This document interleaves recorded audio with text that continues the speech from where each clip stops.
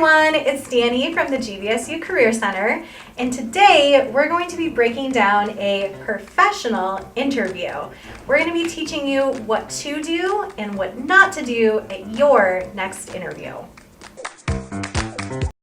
Hi, how's it going? Good, how are you? Good, I'm Brody. Danny, nice to meet you. Danny, very nice to meet you. Welcome, and please have a seat. Awesome, thank you so much. Did you find everything okay? Yeah. All right, so we're starting off strong here with a nice firm handshake, a smile. So we're off to a good start. Yeah, I came in perfect. Lady at the front desk was so nice. Oh, so, yeah. good. Yeah, glad to hear it. How's your day going? So far, so good. Yeah, I woke up a little late, so sorry if I'm disheveled or something like that. Kind of came here in a rush. Yeah, so. no, that's okay. Awesome. And then I brought my resume. Okay, so having a little bit of small talk before the interview starts is great. So I love to see our candidate talking with their interviewer a little bit. However, one thing that I might change about this interaction is the candidate talking about how he woke up late, he felt a little disheveled. Not necessarily something you need to bring up in an interview. Making small talk, keeping that more positive versus bringing up something that might draw negative attention to yourself is really important here. Is that okay if you would? Oh, sure. Yeah, okay, I can perfect. definitely take a look at Thank that. you. Thank you for bringing this. Yeah, for sure. Yeah, this looks really good. Thank you. All right, well, if you're good to go, I can dive right into the Yeah, let's do it. So here we see the candidate Brody giving his resume to the interviewer. And this is not necessarily something you always have to do in an interview, though it's really nice to have a copy of your resume just in case. A lot of times an interviewer will have a copy of your resume in front of them as you've submitted it to the job application. But this is just a nice gesture to show the interviewer that you're prepared and that you have it ready for them just in case. So perfect. Well, why don't you go ahead and just tell me a little bit about yourself and why you're interested in this sales internship. Yeah, so I'm Brody Zondervan. I'm a junior here at Grand Valley, and I'm actually a marketing student with a sales emphasis. Okay. So sales is definitely a position that's really interests me, and it's something I'm really interested in the future. So getting to get that experience right now in an internship position is something that really stood out to me. Awesome. And I also saw that you can make a lot of money doing something like this. So that's something that really motivates me. I don't want to go to a job where I don't make much, so that's kind of why I'm here. Okay. Yeah. All right. Well, okay. So we're off to a strong start. So a lot of times in an interview, the first question you're going to get is going to be some form of tell me about yourself and or why you're interested in the position. And so Brody started off really strong here. He explained his year in school, his major, gave a little bit of an, details about why he's interested in getting this experience. What I might add is any relevant experiences, campus involvements that could potentially contribute to this internship in some way. So if he had previous work experience, if he's been a part of a club or an organization that gave him some additional experience, maybe sharing that with the interviewer, mainly just to set up stories for later in the interview. He'll be pulling some examples from those experiences, hopefully, and so giving a little bit more context there never hurts. So where I might course correct a little bit in the interview is when Brody started talking about wanting to make a lot of money. And while that's not necessarily a bad thing, we work in our careers and our jobs and we get paid for that work, and that's okay to desire a salary from that. We don't recommend bringing that up in the interview. That's not necessarily something you want to lead with. Let that be more of something that's assumed versus being forthright in saying, I want to make a lot of money. So I would probably leave that part out, but otherwise, he answered this question really well. Thank you. Can you tell me about a time when you demonstrated initiative? Yeah. So interesting enough, I actually had a marketing internship this past summer. Okay. And in that role, it was my main job to work on a couple of our social media channels, mainly Instagram, TikTok, Facebook, everything like that. Mm-hmm. And in that position, I actually saw a gap that needed to be filled. I noticed that we don't do much with the company's YouTube channel. Okay. So I actually started this YouTube campaign where we've been working on videos to roll out to really capture a target audience that we haven't been able to capture yet. And although we don't have any numbers or analytics right now because it's so fresh, I just wanted to point out that as I get settled into this future internship, I'd love to look for different ways I can go above and beyond past my job description and fill any gaps that might be needed to be filled. Excellent. Well, thank you for sharing that. Yeah, of course. Sounds like a really cool. All right, so here we have what we call a behavioral-based question. And behavioral-based questions are anything that starts out with a tell me about a time when, or describe a situation where you fill in the blank. And we see these all the time in interviews. They're very common questions. And a great way to answer these questions is by using something called the STAR method. So STARR is the STAR method, and it stands for situation, task, action, result, and reflection. So Brody did a great job in using the STAR method to answer this question. So the question he was asked was, tell me about a time when you took initiative. So his situation, he talked about being in this prior internship role where he was working on marketing initiatives. He describes his tasks, so he talks about creating content for Instagram, Facebook, TikTok, some of the different platforms that the company used. And so those were his main tasks.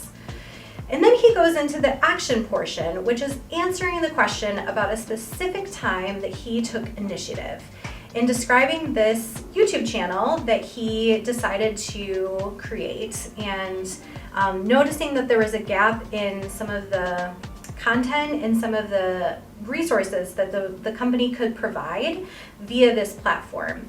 And so he described going above and beyond, taking initiative, beyond his job description to create this YouTube channel. And then he went right into results, which he didn't have a lot of results yet, and that's okay.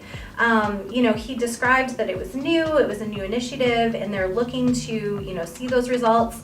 What I might add to that is, maybe saying that he was able to use some of the content for other platforms, or here's what we're hoping the results are going to look like, and we're going to evaluate that, in a 2-month time period, something like that. And then he talked about the reflection, which is always reflecting this back into what he's applying for. So here's how I would take what I learned or take what I did and apply that to this next role that I'm interested in. And so these questions are always looking for, what did you learn? What skill did you develop? What task did you complete? And how could you use that lesson or use that skill in this next position? Projects It you was worked on. incredible, yeah. It was Yeah. incredible. Awesome. Well, can you tell me what strengths you have that you feel will make you successful in this role? Yeah, strengths.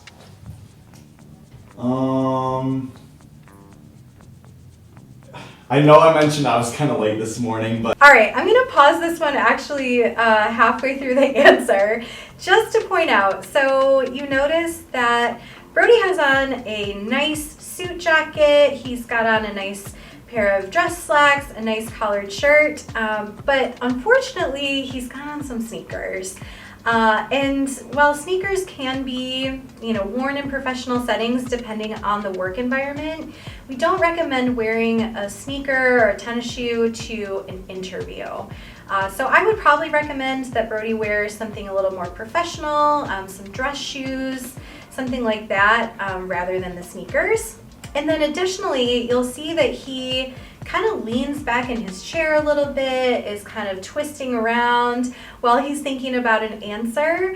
And again, it's okay to take a moment, to take a beat, and to really think about the question and how you want to answer it. Pauses are not necessarily a bad thing in an interview. How I might redirect this interaction is, for Brody to kind of sit back just a little bit, but still stand up or sit up straight, and to maybe say yeah, that's a really good question. Let me take a moment to think about that. take a pause, and then start to answer. It just is a little bit more professional than like rocking back in your seat or shifting or twisting around. He also kind of drew out a long to fill up the pause.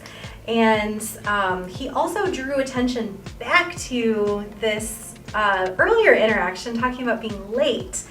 So again, when you're talking about your strengths, don't draw attention to something that's not your strength or to something a little bit less positive. You want to just go straight into talking about your strengths and why they'd be helping you be successful in the position.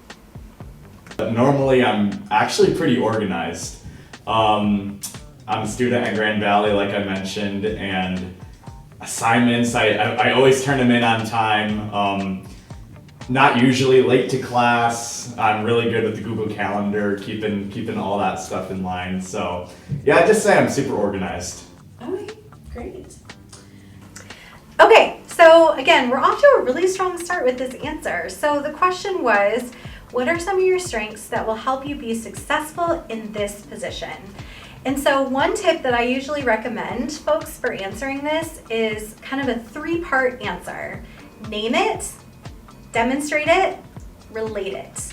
So naming the strength, which is organization, demonstrating it, so telling a story about a time when you were really organized or how you stay organized on a regular basis, which we heard Brody talk about, using different methods for staying organized, being on time to class, things like that. Where I would want to take this one step further is the related piece. So how would that help you be successful in this next position? And so being able to translate that skill or that strength into this next role, which is also going to fully answer the question he was asked. Another thing I would do is I would probably recommend sharing at least 2, if not 3 strengths in this type of answer. And so, organization, off to a great start, but then share a little bit more. Give me some additional strengths that maybe differ from organization. So maybe it's leadership, maybe it's teamwork. And then again, giving that demonstration, that story that illustrates that strength, and then relating it into this next position. All right, well, what questions do you have for me? Yeah. Sorry, what was your name again? Danny, okay. All right, Danny. Why? Okay, so again, very common way to end an interview is your interviewer asking, what questions do you have for me? One thing I would probably correct here on Brody is he forgot the interviewer's name. So, I see he's got a padfolio in front of him. He's got a pad of paper, a pen. If you think you might forget the interviewer's name, by all means write it down. That's a really easy thing to do to show that you're listening, that you're paying attention. The interviewer did introduce herself and provide her name at the beginning of the interview. And so if you think you might forget, that's okay. Just write it down. Don't re-ask what her name was or his name was at the end of the interview. Did you decide to work at this company? Yeah, so I actually started out in an internship position myself. Oh, interesting. Okay. Back when I was in school. And yeah, I had a really good experience. I had heard great things about the company through my university's Career Center. And I enjoyed my experience as an intern, and luckily for me, when I left that position, there was an opening for full-time available. And so I applied and was hired into that role and have been with the company ever since. So just kind of worked my way up through different positions and have really enjoyed it. So Awesome, thank you. yeah.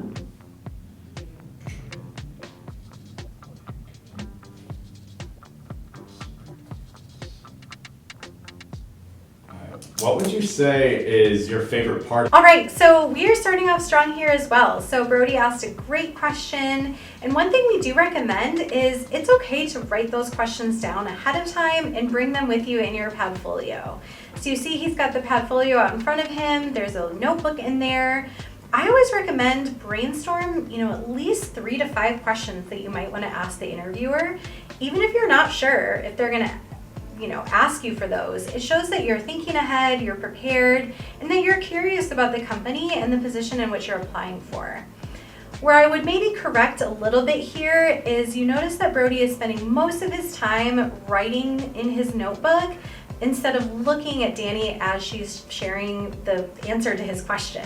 So, you know, if you've asked the interviewer a question, we would recommend making eye contact, you know, making sure that you're showing active listening skills versus writing something down. And then you also can see there was a long pause after Danny stopped talking, that, you know, Brody was writing things down that just left a little bit of an awkward, you know, pause there. Yeah, good question. I really like the company culture, and Okay. I mean that by way of our employees. I really appreciate the people I work with and the team aspects that we have here.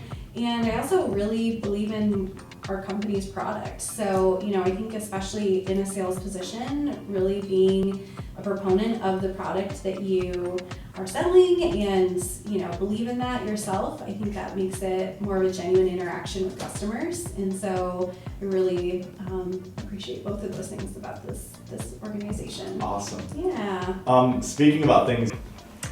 Okay, so another really good question here. So when you think about what questions you might want to bring to an interview, it's things that you wouldn't necessarily know via the website, right? So you're wanting to interview them just as much as they want to interview you.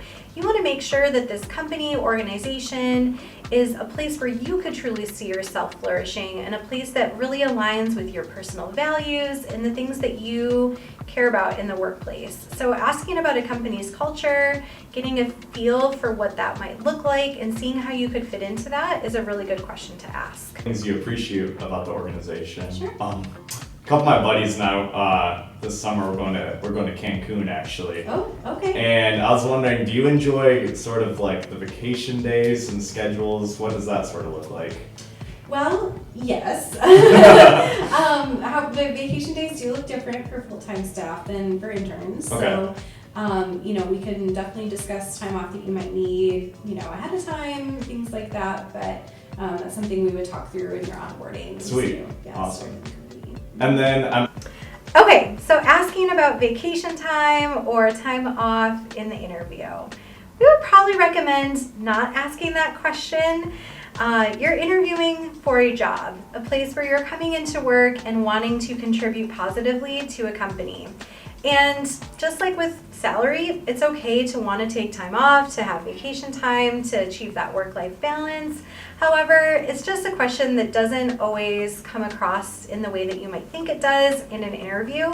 So best to just avoid those types of questions. also kind of looking at a couple of different places right now to work for, and one thing I really had in mind was pay.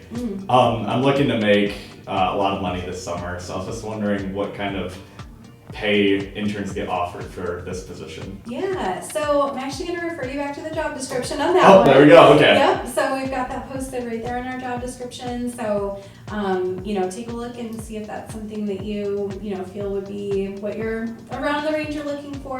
There are some incentives for commission in this role, but I would definitely, just make sure you're reviewing that job description fully so you are comfortable with what we're able to offer. Awesome. That sounds great. Yeah. And Okay, so again, bringing up the pay in the interview. This is now the second time that pay has been mentioned. And so again, probably just stay away from those types of questions, especially knowing that the pay was listed in the job description.